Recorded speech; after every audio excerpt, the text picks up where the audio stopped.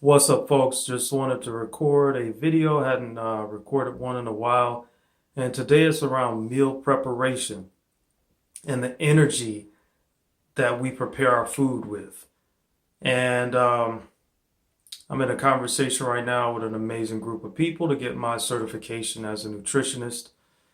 Shout out to Craig Lane and all of the amazing folks in my group.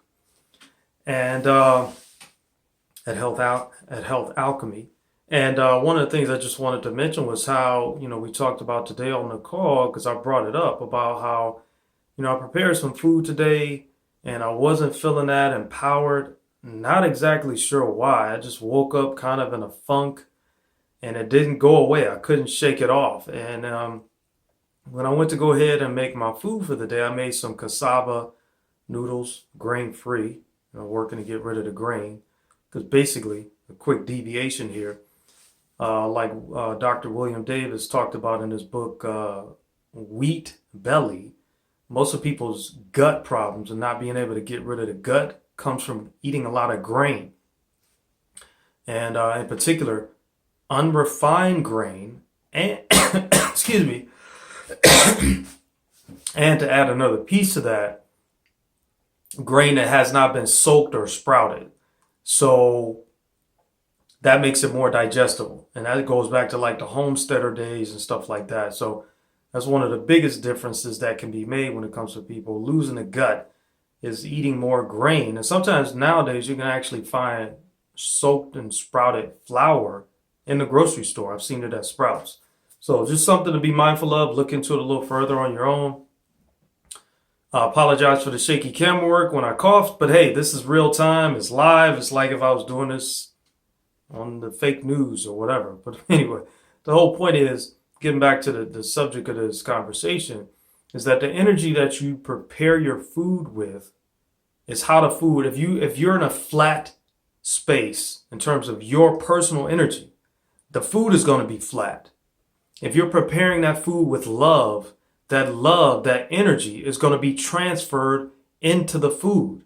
Now, that might sound kind of woo-woo to some people watching this, but there's science behind it as well. And we talked about that on a group call today, and he mentioned it. I think it comes from like, not Ayurvedic, but some form of like Chinese medicine where they talk about that. Everything is energy. And it's one of my favorite quotes from Einstein. And God help me, one of these days I'm going to remember the entire quote. So here's the truncated version. Everything is energy. And when you raise your vibration to a certain frequency, you cannot help but get that as your reality.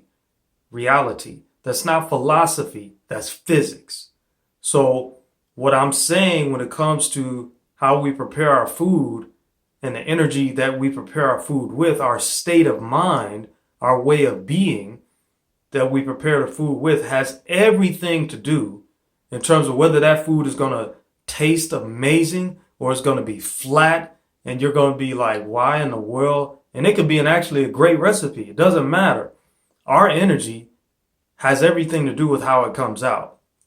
And I know because today I went back, I pretty much ate the whole box of cassava noodles. I put some like organic pasta sauce in there and some Bragg's nutritional yeast and a little bit of sea salt and some spirulina. Since I don't eat as much meat, I get my complete protein from that a lot of times.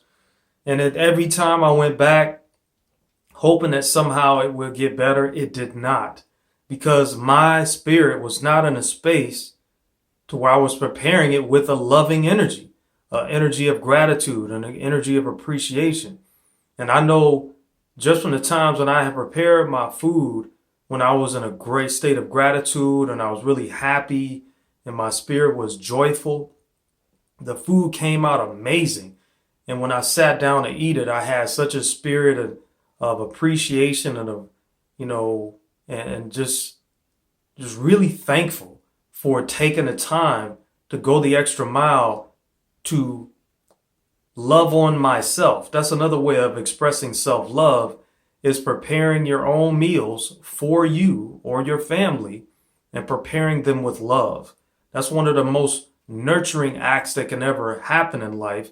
And being a holistic nutritionist, I'm talking about spirit, mind, and body, or spirit, brain, and body, however you choose to say that. All of that goes into the healing process. And so if you made something and your spirit was flat, or you were depressed, or you were just kind of negative or just pissed off about something, the food's going to taste like that. And the same thing goes for if you prepare that food with love. It's going to come out amazing. The flavors are going to be just like bam. You're going to just be blown away by just how great the meal was because of the state of mind and the spirit that you were in when you prepared the food. So just something to be mindful of as you go forward in your healing journey. And one of the other things I would mention is one movie I saw years ago called Like Water for Chocolate. It literally addressed that. I mean, it's kind of like an embellishment, but the point is, the short version is a woman that cooked for her mom, one of her daughters. She cooked for her, and she was in love with the guy that ended up marrying her older sister because her mom forbid her to marry the guy. She said, "You're going to be my servant for the rest of her mom's life." And so when her sister and the guy got married, and the guy loved her too, she would prepare the meals for the family, and everybody was always happy and joyful. And when she prepared the meals for the wedding reception in the movie, she was sad and remorseful and crying and depressed. And, again, this is an embellishment, but it drives the point home in terms of what I'm saying before, in the sense that when everybody came to the house for the reception, they were wearing black, people were crying, and they were remorseful and sad because that was her energy at the time that she was preparing the food. That's why the most important part of what I talk about is meal prep and preparing your meals with love, because that has everything to do with your body having all of those good endorphins, the oxytocin, and all the other good endorphins, and just really having a spirit of gratitude and a spirit of appreciation, and knowing that you just had a great meal that was prepared in a loving fashion. You cannot, under any circumstances, put a price tag on that. So all I can say, folks, is be empowered, take care of yourselves, and know that this, one last piece I would say, is one of the highest forms of self-love and self-respect, is to prepare your food with love. God bless, peace, and be well.